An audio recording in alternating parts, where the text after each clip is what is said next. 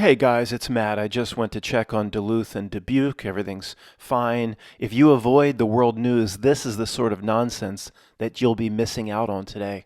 And you'll really be sorry if you don't go over and check out 5 takeaways from the new Eppensteiner-Steiner documents. I'll save you the trouble of not looking at it. Now, this channel here, Mind Unveiled, I'm not going to pick on this channel. I appreciate what this person does. I've never seen anybody's face. I assume it's a real person behind all these in-depth, highly detailed conspiracy videos. I want to use this channel. I appreciate what it does.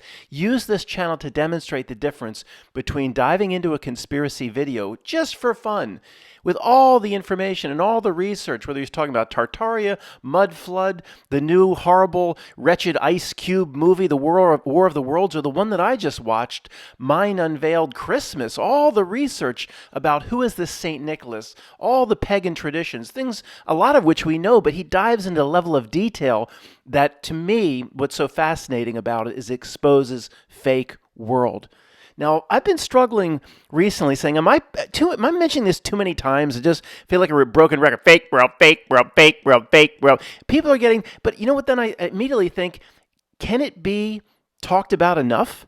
Like, if you can demonstrate, or if I can demonstrate that we live in a fake world, whatever that means to you, say the exact opposite, 179.5 degrees away from the Big Wang, then I don't think you can talk about that enough. And what's so interesting, assuming there's a real person behind this channel and some of the videos, to me, if you look at it for like you're watching something for fun, it's great to watch.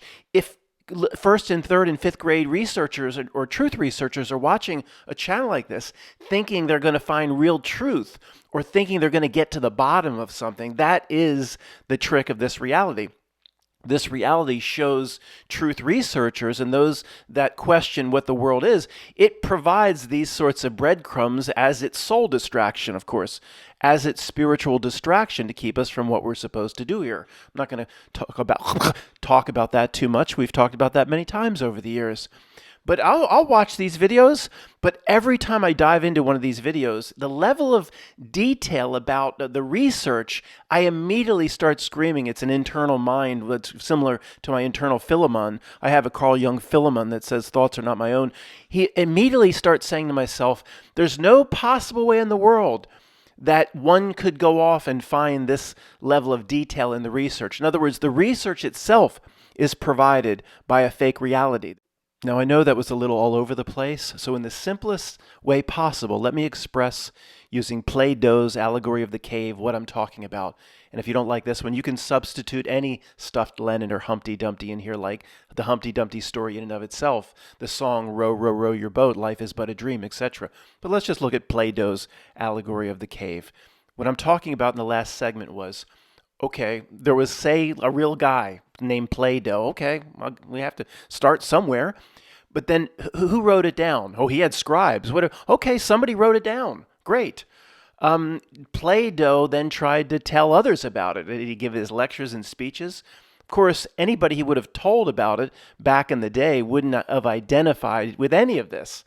Life is an illusion. They wouldn't know anything about quantum, whatever, the quantum field. They just wouldn't have taken to this at all. They would have, to anybody back in the day, life was as real as it gets, and there was your God, whatever it may be, was responsible for it. Nobody would have taken to this. Okay. Now, how did it carry through time? This is the basic idea behind a stuffed Lenin and a Humpty Dumpty. How is it perpetuated through time? If you don't like this example, anything that Plato wrote down as Socrates' scribe, how does it carry itself through time? We go to Wikipedia, or Mind Unveiled channel goes to 1,000 different places for research on the pagan traditions of Christmas.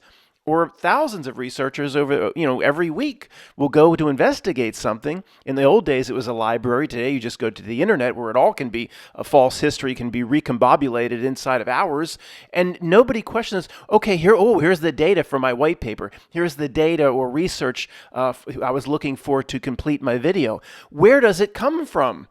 Who wrote it down thousands of years ago? How is it all carried through time? Okay, at some point, all this knowledge and information, this is one example among tens of millions. It made its way into a book. Every book was handwritten.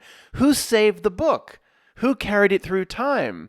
What library was it in the basement of a king or queen's castle or the Vatican Library? Then how was it all in orderly fashion made reavailable to the public? Eventually getting into World Book Encyclopedia or other research tools one could use in the 1950s or 1980s, and then eventually making its way to the internet. One thing that gives the entire false reality away is, I can assure you, as an old man doing research on the damn World Book Encyclopedia, go pull the Britannica. We didn't like the Britannica. It was a little bit too complicated for us.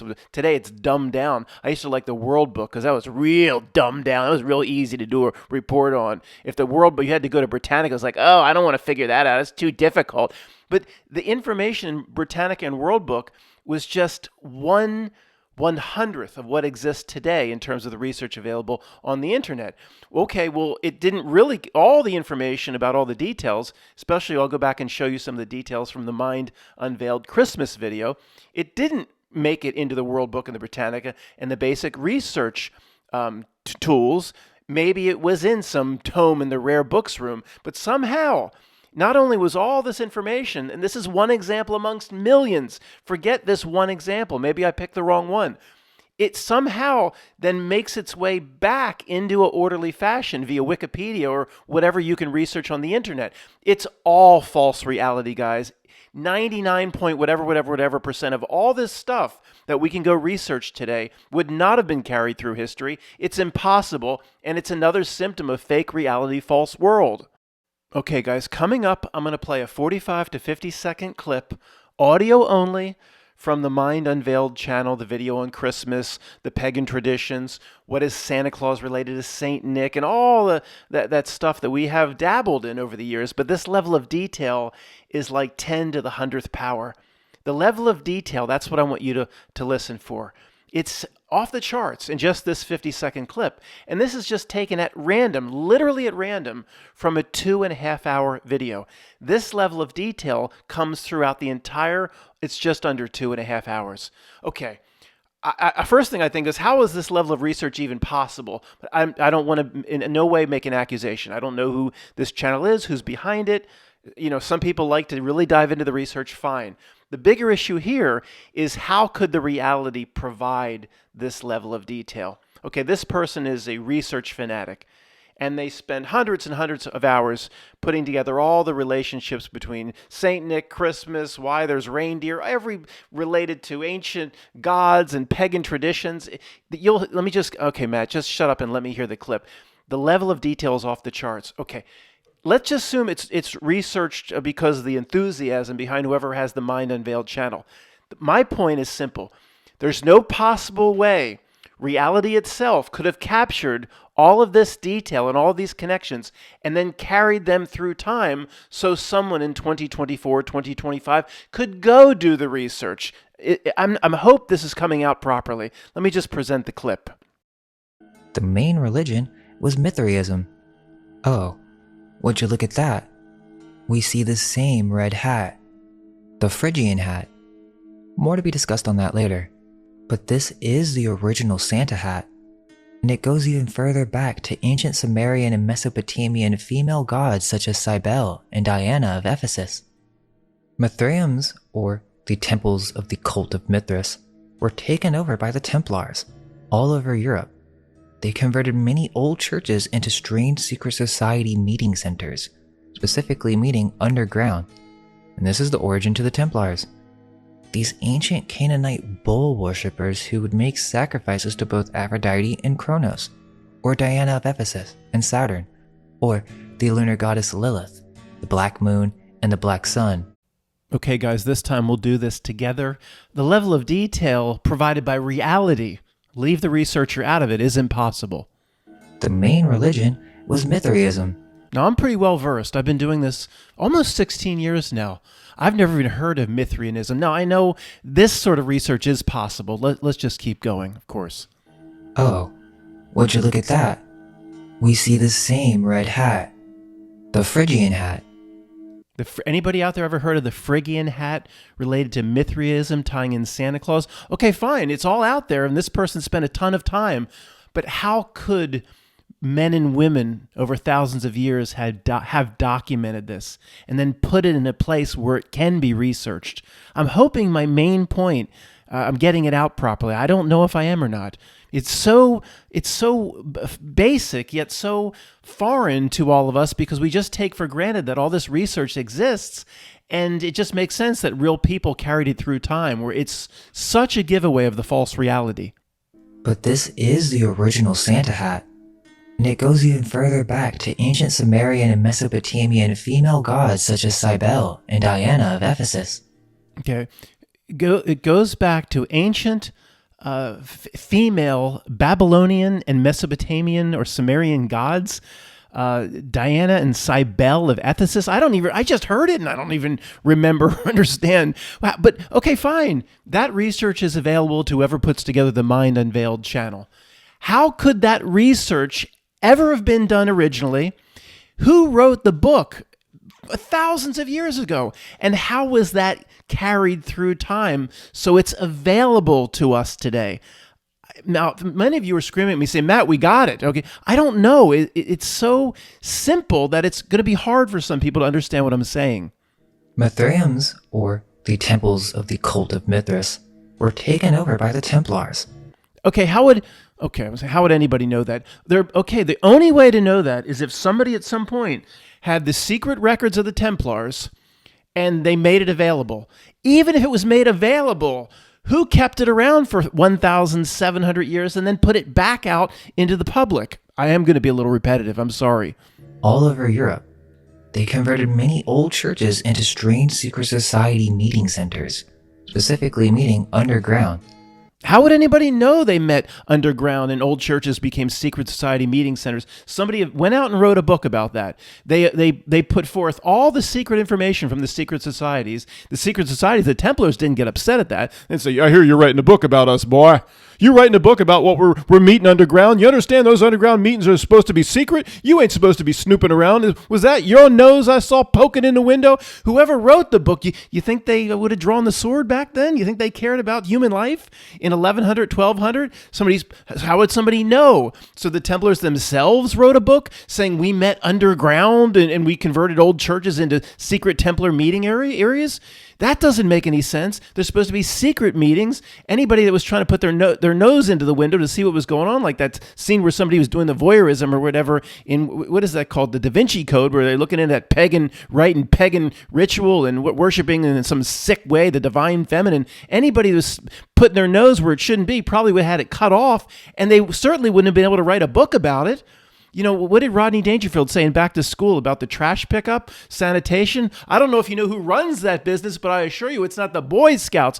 I don't know. Back in the day, the Templars would have been kind of hard to deal with. You had to write a book, and then that's how Mind Unveiled went and found the research. Mind Unveiled found the research. What I'm saying for the 9th time, maybe the 400th time, the research could never be available today in terms of this level of detail. And this is only like 20 more seconds left. I'm sorry. This is the origin to the Templars. These ancient Canaanite bull worshippers who would make sacrifices to both Aphrodite and Kronos. Okay. Did the Templars themselves say, we want you to know about us? We're ancient bull worshippers, and we're really we're down, even though I mean, look, I shouldn't talk. To me, I thought the Templars were in some way related to the promotion of Christianity, but they said, we don't want it. We just, that's our facade. We're worshiping Aphrodite or whatever he just said. Now, his research, I'm sure he's going somewhere and finding the information. But just like in everything in this reality, if you go all the way up to the tributary as to where the river starts, where the rainbow starts, you can never find the rainbow's beginning or the end. It all breaks down if you just think it through. Even the researchers in our own truth community don't think it through. So the Templars themselves would have had to have released a book showing people that they're not what they say. I mean, it would have never gotten out. And one more time, if it did get out, how could it have still stayed around and been available today? Or Diana of Ephesus and Saturn. Or the lunar goddess Lilith, the black moon, and the black sun. Here's the details on the video. I just wanted to point you to the time. 2 hours and 23 minutes and 50 seconds of that level of detail. I don't even, if someone said, Matt, repeat back everything you just heard, I just played it twice. Actually, I listened to it initially first, 3 times. I couldn't even repeat it back to you. And that's just a few seconds of a little tiny clip. The level of detail is off the charts. Mind Unveiled, 450,000 views on this one on Christmas 2 years ago. This is not a traditional Christmas video. Warning, make sure you are prepared before watching this. What's with the backward writing? I didn't even know you could do.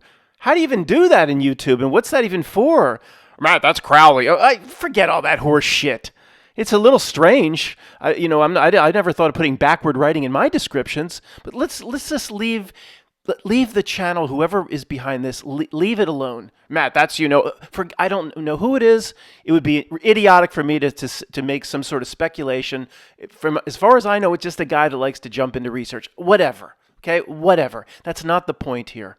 Okay, the point is, if this person has the genuine interest in these topics and wants to share a really an absurd level of detail diving, I mean, it would take hundreds and hundreds of hours of reading to put all this together, but some people do that. Okay, that's not for me. But does this person, or whoever does this level of detail, do they ever stop to say, what I'm reading here about the ancient Sumerian gods, like, who initially wrote this down? How is it still being made available to me in 2024 and 2025? How is this, is what this guy Matt on this Quantum of Conscious as a stuffed Lenin or a Humpty Dumpty? This couldn't still be this level of detail if it was even written down in the first place, and it was even able to be researched over 1,000 years ago. Well, there's no way in a regular real world it could still be available to me today. Okay, guys, let's reset here, no pun intended, and do something completely different. I assure you, this is the first thing that pops into my head, this Asheville, Biltmore, Vanderbilt estate. The first thing that pops into my head, I have not looked at it yet, but the point is we're going to go to the Wikipedia, and there will be details in the Wikipedia that would be impossible for any real history to record and carry through time. Again, I didn't look at, I have looked at it, I guess, years ago, but there will be all sorts of things here. There always is. It's incredible nobody thinks through this the way we're doing it now. Oh, adding this back in before we go to the Wikipedia, the whole point of this, guys, is to show fake world. A fake world that's some sort of construct. Doesn't matter if you call it an illusion or Elon Musk simulation. All of it is the greatest news of all time. Matt, you're not going to say it again. There are some new people here. It's the greatest news of all time for us because this is all here for us. We are a timeless being that's tens of trillions of times bigger than this reality. Okay? Matt's a negative channel. Really? And look at this. The timestamp for the last segment. This has happened to me hundreds and hundreds, no, thousands of times. Saying something about who we really are or spiritual beings, and it's 33 seconds was the exact. Matt, you planned that. I got it right down to the 0.0. I planned it out. This has happened thousands of times. These are all reality markers. Now, I wish I would have got a reality marker or some sort of sign when I was doing the freevoice.io video. Say this segment was 33.0. And I would say, that's a sign from reality that this person, we're going to be one. She's going to be my girl someday. We're going to be together. That never happens to me. That's why Levette said my Venus was in a shitty spot. That never happens. Matt, you if she wanted to date you, you'd go out? Of course I would. So would you. Look at the tattoos. Okay, here we go. I don't know exactly what we're going to find here. Not Milk Reality always delivers. Remember, we're looking for, at some point, ridiculous levels of detail that should just not be available to anybody doing any research. And as real truth researchers, we got to know all about our Vanderbilt Biltmore estate. You want to be a real truther, you got to talk about all the old money and the Vanderbilts and Anderson Cooper's relationship and all that. We got to know all that shit. See, that's one of the main points of this channel is all that shit's a waste of time. The Biltmore estate is a historic house, museum, and tourist attraction in Asheville, North Carolina. The main but it was untouched during all that rain. Remember, in that big storm, it wasn't untouched, but they didn't get let's just say they didn't get the damage that all the poor folk in Asheville got. The main residence is the Biltmore House for or Biltmore Mansion. That's a Pootie Tang award. A what? A chateauesque style mansion built for George Washington Vanderbilt. Ooh, that's not good for George Washington's legacy. The fact that Vanderbilt adopted his name in the first and second names between 1889 and 1895, during that same Gilded Age when all the impossible architecture was built, like Philadelphia City Hall. It's the largest privately owned house in the United States. 179,000 square feet. Remember a few videos back, we looked at that little piece of shit in Fort Lauderdale that just had it didn't even have a washer and dryer. It just had a kitchenette and a toilet. And it wasn't even 200 square feet. And these motherfuckers live in 178,000 square feet. Did they have Haitian families in there? There was a long-term commenter that got upset at me because when we were looking at Exton Walk up here, I talked about they should put Haitian families in there. I don't know why the person was all upset at me. I think it was an old guard person too, and I think he brought race into it or something. Like that's really a factor here. Floor space of 135,000 square feet of living area. It's still owned by George Vanderbilt's descendants. See, we're told they lost all their money, right? But it's still owned. You can see the family sitting around reading newspapers as you walk by. You can see them behind the glass. You can press your nose up against the glass. Are they real Vanderbilts in there, tour guide? History. George Washington Vanderbilt II, but they lost all their money. That's why Anderson Cooper, they said, has no inheritance. But this is saying that they still own it and they still live there. What the hell is going on? Here we go, the type of shit we were looking for. Made regular visits with his mother, Maria Louise Kissam. That's 4 names. That means they're really important. To the Asheville area in 1880s. He made regular visits to that area with his mother. Why would you go down to Asheville in the 1880s with your mother? Ain't nothing there. Ain't nothing down there, Lieutenant. There was nothing there but swamp. At the height of the Gilded Age, of course. That's when all the impossible fake architecture was built. But there was all, and sorry guys, if you're a real truth researcher, it was all inherited. See, all these things, there was Lemurian civilization here. It was all inherited. That's the false breadcrumbs it provides those truth researchers, and they still latch onto that bullshit. It was all inherited. Oh, sure, because just doing the research, everything has to make sense in this reality. How about stop, what's that? Talking heads, man. Stop making sense. Stop trying to make it make sense. It's a false reality. He loved the scenery and climate. Ew, the climate. You know what that part of South Carolina or North Carolina is like in the summer? You understand what Cuban Havana-style humidity is like? So much that he decided to build a summer. You don't build a summer house in that area unless you like greenhead flies and mosquitoes. It doesn't make any sense. He called it a little mountain escape. Oh, God. His older brothers and sisters had built luxurious summer houses in Newport, Rhode Island. Yeah, I know. I watched The Gilded Age. I do. I watched The Gilded Age, and so do you. That's where they all go up to Newport. I didn't know that. They go up to Rhode Island to escape New York City. The Gold Coast of Long Island, Hyde Park, New York. Okay, there wasn't much here, but it was fun. Okay, the Not Milk's making me look foolish. On this one, it's not delivering an impossible level of little details that nobody could possibly know in this. Matt, it reconfigured itself and changed itself because it knew you were going there. It always does. This is fun. I told you we do this on the fly. I can't do a 5-hour video and say it wasn't good enough and not load it.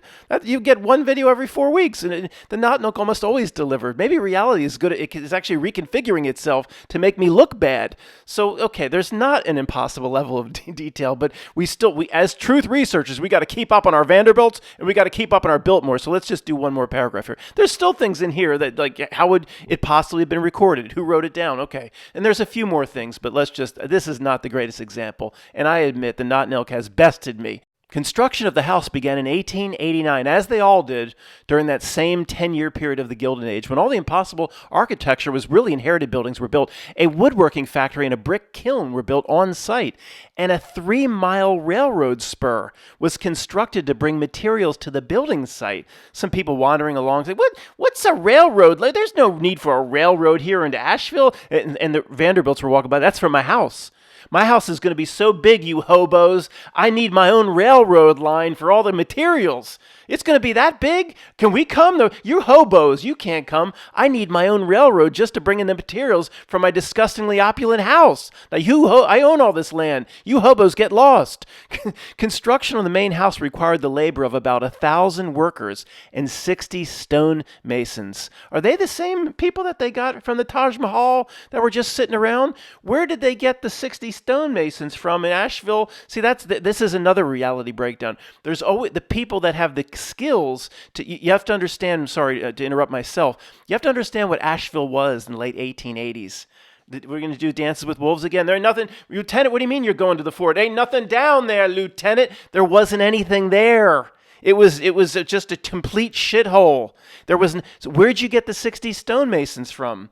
Just to put the flyers out in New York City. Any stonemasons sitting around that need work, that their resumes not going anywhere on monster.com, come to Asheville. Where do they even get now? The Taj Mahal got, 25,000 artisans. It would have been harder to find those sons of bitches all scattered around India, just milking camels and shit. Where did you get the 60 stonemasons that could do that sort of work from? See, even getting them all together, that would take years. All this shit doesn't make sense. It's all a reality breakdown. So Vanderbilt made extensive trips overseas during construction to purchase thousands of furnishings, including tapestries, carpets, prints, linens, and decorative objects dating from the 15th century to the 19th century. Well, that son of a bitch didn't know about the King of Prussia Mall.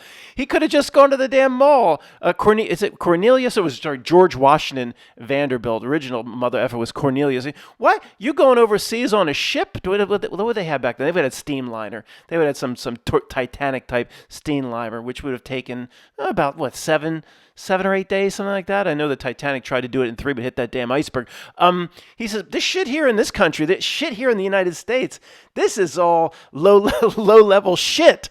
I've got to go to London and Paris for my shit. I'm going to bring back a whole ship the size of the Titanic with carpets and prints and linens and tapestries just for the shit that's going in this 750,000 square foot house. He couldn't even shop in the United States. But the last sentence kind of addresses this. Among the few American-made items were the more practical oak drop front desk, rocking chairs, walnut grand piano, and bronze candlesticks. Somebody must say, George Washington Vanderbilt, you don't want to appear to be a Francophile. We left Europe. We're Americans now. We control this country, which is going to rule the world. You know that we're part of this thing that's going to happen at Jekyll Island. You got to why don't you go to the local craftsman here? There ain't none. It's a bunch of freaking hobos and great unwashed in this country. We need to go to London and Paris for our shit. No, you need to buy a few things from the local craftsmen and the local Asheville artisans. Oh, I guess just to make it look good. So we have a few items from the great unwashed and the proletariat we're going to rule over in the West from what they'll call the United States after we incorporated.